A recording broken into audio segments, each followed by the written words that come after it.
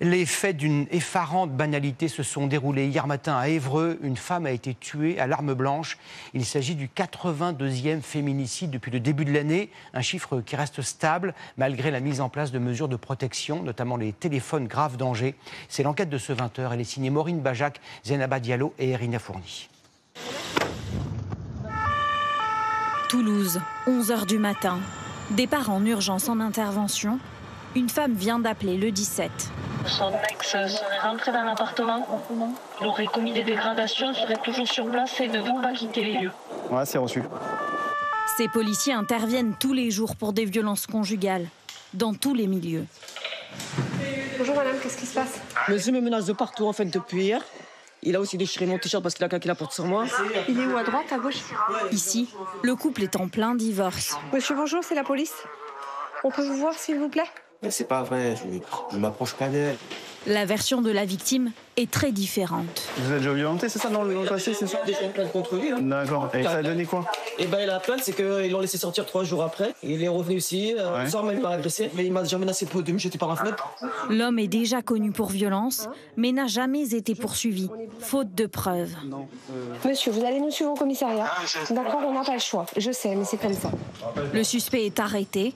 La victime va porter plainte, mais seul le juge pourra décider d'engager des poursuites.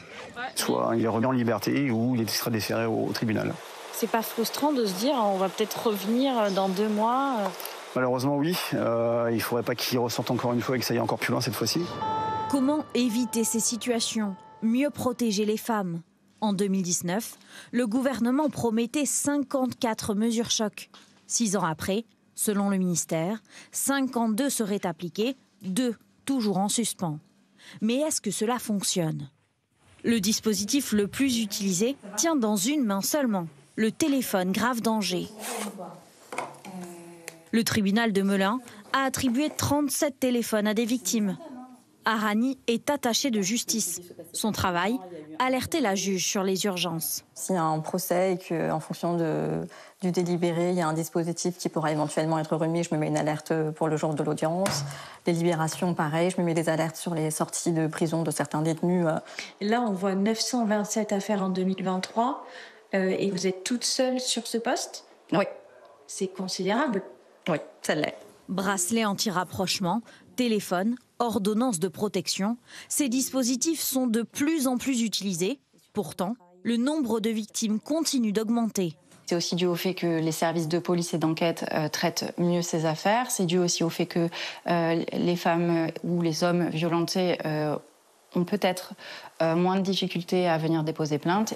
Mais qu'en est-il du suivi des agresseurs? S'est-il lui aussi amélioré? Exceptionnellement, nous avons assisté à un stage avec des auteurs de violences. Ils ont entre 30 et 50 ans. Certains ont fait de la prison, d'autres portent un bracelet électronique. La paranoïa qui s'installe, on va s'imaginer tout et n'importe quoi. La paranoïa, ça réveille plus la jalousie, la colère. 3 mois et demi de stage, animés par 2 conseillères pénitentiaires de Chartres.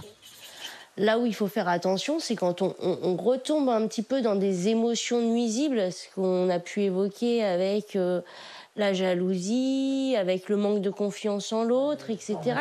Comprendre d'où vient cette violence et s'en débarrasser définitivement. C'est ce que souhaitait Sébastien. Dans la seconde qui a suivi le mouvement de violence, de toute façon, on s'en veut tout de suite. J'aurais pu l'éviter, je m'en veux toujours. Je m'en veux toujours, donc quelque part, j'essaye de me repentir, de changer pour que ça se reproduise jamais. Tous assurent que ce stage les a changés, mais certains restent prudents, comme Mathieu. Au bout de 14 semaines, tout est réglé? 14-15 semaines, Non. tout est réglé? Non. C'est comme un alcoolique. Un alcoolique qui arrête de boire pendant 30 ans, il restera toujours alcoolique. Et j'ai pas envie de tout perdre. J'ai déjà perdu ma femme, je veux pas perdre tout le monde.